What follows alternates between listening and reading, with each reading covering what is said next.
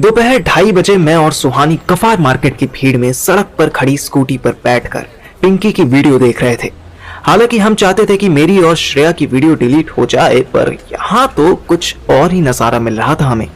जब पिंकी के बॉयफ्रेंड ने उसका टॉप उतारा तब मुझे लगा कि सुहानी वीडियो बंद कर देगी, पर सुहानी के तो होंठ सूखने लगे, उसकी सांस रुक रही थी। मैंने अज्यूम कर लिया कि ये शायद पहली बार कोई पॉर्न वीडियो देख रही है। वीडियो में पिंकी ब्रा में थी और उसका बॉयफ्रेंड उसकी गर्दन पर किस कर रहा था। मैंने धीरे से सुहानी को टोका, सुहान वॉल्यूम कम कर दे, आवाज इधर उधर निकल रही है। सुहानी ने वीडियो पॉज किया और मेरी तरफ देखा। मैं छेंप किया। उसने झट से अपने बैग से एक ईयरफोन निकाला। अब हम दोनों के कान में एक एक ईयरफोन्स लगे थे और सामने पिंकी की सुहाग रात चल रही थी। पिंकी ने लड़के को बेड पर धक्का दे दिया। उसकी पीठ हमारी तरफ थी। उसने खुद ही अपनी ब्रा खोल दी। मैंने गौर किया कि सुहानी का गला सूख रहा है। वो स्क्रीन से निगाह नहीं हटा पा रही है। तभी पिंकी ने अपने बॉयफ्रेंड की पैंट खोल दी। अंडरवियर उतारने का काम बॉयफ्रेंड ने खुद कर दिया। पिंकी पहले हंसी, फिर अली बाबा को हाथ में लेकर उससे खेलने लगी। मैं कभी वीडियो देखता तो कभी सुहानी का चेहरा, उसके कान लाल हो रहे थे। फर्स्ट टाइम पॉर्न देखने पर जो मुझे फील हुआ था कभी, शायद वही सब सुहानी को फील हो रहा था। पिंकी के बॉयफ्रेंड ने उसकी स्कर्ट उतार कर फेंक दी। अंडरवियर को दांत से खींच कर निकाल दिया। पिंकी डॉगी पोज में आ गई। अब उसका फेस कैमरा की तरफ था। उसके बड़े बड़े मैंगोज झूला झूल रहे थे। फिर वो हुआ जिसके लिए वो दोनों योयो रूम्स गए थे। उसके बॉयफ्रेंड ने पीछे से हमला कर दिया। पिंकी को ऐसे देखकर मेरी बॉडी का ब्लड फ्लो अपनी जगह बदल रहा था। सुहानी तो ऐसे वीडियो देख रही थी कि मानो आसपास कौन है क्या है उसे किसी भी चीज की कोई खबर ही नहीं हो। मैं सोच रहा था कि काश अभी हम कफार मार्केट की बजाय अथर्व की छत वाले रूम में होते तो तभी अचानक सुहानी ने वीडियो बंद की। उसके चेहरे का रंग उड़ा हुआ था। वो मुझसे आंखें नहीं मिलाना चाहती थी। मैंने बिना कुछ बोले ईयरफोन्स उसको दे दिए। वो झट से स्कूटी पर बैठी। मैं उसके पीछे बैठा। बिना कुछ बोले उसने स्कूटी आगे बढ़ा दी। 5 मिनट तक हम दोनों के बीच कोई बात नहीं हुई, पर मेरा दिल अभी भी जोर जोर से धड़क रहा था। मुझे लेफ्ट मिरर में सुहानी का चेहरा दिख रहा था। इस चुप्पी को मैंने ही तोड़ा। मैं अपने होंठ उसके कान के पास ले गया और धीरे से बोला, सुहानू, क्या मैं तुम्हें हक कर सकता हूं? धीरे से फुसफुसाने के चक्कर में मेरी सांसें उसकी गर्दन पर लगी और चलती स्कूटी में उसने आंखें बंद कर ली, फिर तुरंत खोली। एक आंख दबा के मेरी तरफ देखा और बिना जवाब दिए सामने देखने लगी। मुझे ये इशारा हाँ जैसा लगा।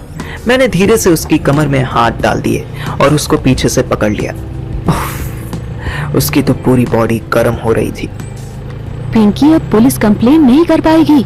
मैं तो भूल ही गया था कि पिंकी पुलिस के पास जाने वाली थी। अब तो मैं सुहानी के गले लगा हुआ था, इसलिए मेरा मुंह ऑलरेडी उसके कान के पास था। वो कैसे? इस वीडियो की एक क्लिप उसको दिखानी पड़ेगी और ये बताना पड़ेगा कि अगर वो पुलिस कंप्लेन करने गई तो हम ये वीडियो उसके पेरेंट्स को दिखा देंगे। तू उसे ब्लैकमेल करना चाहती है? सीरियसली? वो भी तो यही करना चाह रही थी ना तुझे। So what's wrong with that? अरे पर वो बात ठीक है तेरी, लेकिन What लेकिन? लेकिन उसको बताने से पहले हमें पूरी वीडियो तो देखनी चाहिए ना। क्या पता अभी आगे क्या क्या हो। सुहानी ने मुझे मिरर में देखकर घूरा। मैं डर गया। मैंने झट से उसको छोड़ा और पीछे होकर बैठ गया। वो मुस्कुरा दी। अभी नहीं, एग्जाम्स के बाद देखेंगे। मैंने कोई जवाब नहीं दिया। स्कूटी पिंकी के घर पहुंच गई। मैं उतर गया। तू घर जा, इससे मैं अकेले ही निपट लूंगी। तुझे देखेगी तो फिर नौटंकी करने लगेगी। मुझे उसकी बात ठीक लगी। मैं घर चल दिया। शाम को 7 बजे अथर्व के मम्मी पापा उसे हॉस्पिटल में देखने आए। अथर्व बेचारा बस 10 मिनट पहले उठा था और इंस्टाग्राम के रील्स स्क्रॉल कर रहा था। ये देखो देखो इसे, जब ठीक था तो सारा दिन बाइक चलाता रहता था, अब फोन चलाता रहता है। क्या पापा, अभी तो उठा हूं, मेडिसिन दी थी तो सो गया था। हाँ तो उठते ही फोन चलाना जरूरी है? अरे तो और क्या करे बेचारा, सारा दिन पड़े पड़े बोर होता रहे। तुम ज्यादा पक्ष मत लो इसका। बोर होता रहे क्या मतलब? 10-12 दिनों में एग्जाम शुरू होने हैं, पढ़ाई नहीं कर सकता? सुनीता आंटी को कोई जवाब नहीं सूझा। उन्होंने अथर्व को देखा और तुरंत पार्टी बदल ली। तू फोन चला सकता है पर किताब खोलकर नहीं बैठ सकता। कहाँ है तेरा वो चेला? उसको बोल बुक्स लेकर आए। क्या मम्मी, आप भी पापा की तरह। अच्छा ठीक है, तुम लोग हॉस्पिटल को मछली बाजार मत बनाओ। डॉक्टर से बात कर ली है मैंने, तुझे यहां से शिफ्ट करके मैक्स हॉस्पिटल ले जा रहे हैं। अथर्व ने आज ही श्रुति के सॉफ्ट लिप्स पर सिग्नेचर किया था। वो जान दे सकता था पर अब ये हॉस्पिटल नहीं छोड़ सकता था। नहीं पापा, मुझे यहाँ का ट्रीटमेंट अच्छा लग रहा है। तुझसे पूछा किसी ने? पर पापा, ट्रीटमेंट तो मेरा। बेटा बहस मत करना, प्राइवेट हॉस्पिटल में अच्छे से ट्रीटमेंट हो जाएगा। तू जल्दी ठीक होगा तो जल्दी घर आएगा, जल्दी घर आएगा तो जल्दी एग्जाम्स देने पहुंचेगा, जल्दी एग्जाम्स देगा तो एग्जाम्स अच्छे जाएंगे, और अच्छे एग्जाम्स गए तो तू पास होगा। तू पास हुआ तो तू यहाँ दिल्ली में रह सकेगा, वरना तो होशियारपुर भेज दिया जाएगा। अथर्व मम्मी के रैपिड फायर फ्यूचर प्लान सुनकर चौंक गया। उसे लगा था कि इतनी चोट लगने के बाद तो पापा उसका होशियारपुर जाना कैंसिल करवा देंगे। तभी अथर्व को एक आइडिया आया। पापा, आज एक इंश्योरेंस वाले से बात हुई थी। उसने बताया था कि हमारी बाइक ठीक हो सकती है, सारा खर्च इंश्योरेंस कंपनी देगी। पापा कुछ बोलने ही वाले थे कि सोचने लगे। ऐसा कैसे?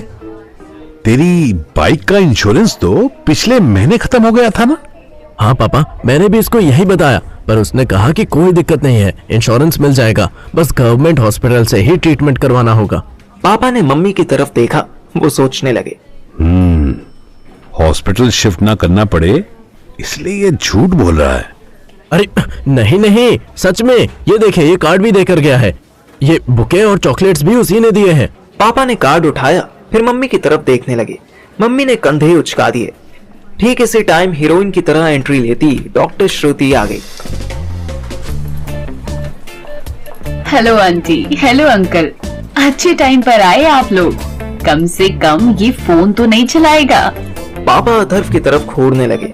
अथर्व डॉक्टर श्रुति की तरफ देखने लगा और डॉक्टर श्रुति अपने काम में मस्त अथर्व की ट्रिप में कोई इंजेक्शन लगाने लगी। डॉक्टर साहिबा, हम सोच रहे थे कि अथर्व को प्राइवेट हॉस्पिटल में शिफ्ट कर दें तो। डॉक्टर श्रुति तुरंत पलटी। उसने पापा का चेहरा देखा और पापा ने उसका चेहरा पढ़ लिया। यहाँ भी ट्रीटमेंट तो सेम ही होता है, but as you wish. Government hospital तो आखिर गवर्नमेंट ही रहेगा। Few things can't improve here ever. Mummy ने पापा की तरफ देखा। ये दोनों इतने शातिर हस्बैंड वाइफ हैं कि आधी बातें तो एक दूसरे को देखकर ही समझ जाते हैं। नहीं, ऐसी बात नहीं है। यहाँ आना दूर पड़ता है ना, ट्रैफिक भी इतना होता है। श्रुति ने कोई जवाब नहीं दिया। वो अपना काम करके बिना कुछ बोले बाहर चली गई। उसके जाते ही मम्मी पापा मुस्कुराए। व्हाट? ये बच्चों वाली स्माइल क्यों है आपके चेहरे पे? अब समझ आई तू ये हॉस्पिटल छोड़कर जाना क्यों नहीं चाहता।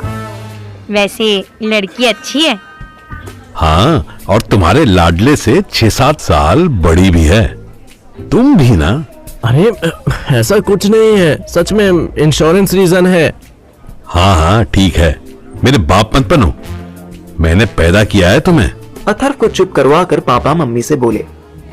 अच्छा सुनो, एक बात बताओ, ये डॉक्टर जो आई है इसकी शक्ल उससे नहीं मिलती? वो जो तुम्हारी दोस्त है, क्या नाम है उसका? पूनम। हाँ, पूनम सी सूरत है इसकी। वही मैं कहूँ किसकी जैसी लग रही थी। अथर्व ने गौर किया कि पापा की बड़ी नजर रहती है मम्मी की सहेलियों पर। वो दोनों अथर्व को खाना देकर चले गए। उन्हें पता था कि 8 बजे तक मैं वहां आ जाऊंगा। मैं 8:30 पर आया। हॉस्पिटल में घुसते ही अथर्व ने सारी कहानी सुनानी शुरू कर दी। जब वो चुप हुआ तो मैंने ध्यान दिया कि सिर्फ 2 दिन में ही इसके फेस की आधी बैंडेड हट चुकी है। श्रुति के बारे में बताते बताते टूटा हुआ हाथ भी घुमा रहा है। मैंने तुरंत बैग से बुक्स निकाली और उसके सामने रख दी। तेरी बकचोदी हो गई तो थोड़ा पढ़ ले। अबे ओ, तू बाप मत बन, पढ़ लूंगा मैं। वैसे भी मैं एग्जाम नहीं देने वाला। श्रुति से कह के मेडिकल सर्टिफिकेट ले लूंगा और कॉलेज में लगा दूंगा। So chill. तुझमें इतनी चंटाई कैसे आ गई बे? 4 हड्डियां तुड़वाने के बाद। अब तू बकचोदी बंद कर यार। और उस इंश्योरेंस वाले का क्या करना है ये बता। मुझे तो कुछ गड़बड़ लगती है भाई। बहुत स्मार्ट था क्या? बहुत। साला फिल्म स्टार लगता है। हाइट, बॉडी, ड्रेसिंग सेंस, सब कुछ एकदम रणवीर कपूर। तभी तुझे वो गड़बड़ लग रहा है साले। तुझे अपने से ज्यादा सुंदर लौंडे अच्छे कब लगे हैं? हाँ बे, तो गे थोड़ी हूँ, और क्या करूंगा अच्छा लगवा के? तो सॉल्यूशन बता। मैं सोचने लगा। देख, जो ऑफर वो दे रहा है कि तेरी बाइक फर्स्ट क्लास रिपेयर हो जाएगी, फ्री में हो जाएगी, और जो रिटर्न में मांग रहा है कि तू उसकी गर्लफ्रेंड या रिलेटिव के सामने सच बता दे, इससे तो यही पता चलता है कि साला खुद कोई कांड करके घर से निकला था। तेरे एक्सीडेंट के चक्कर में उसे कवर मिल गया। हम दोनों चुप हो गए। आखिर हॉस्पिटल रूम का डोर कौन नॉक करके आता था? अतर ने धीरे से कहा, कम इन।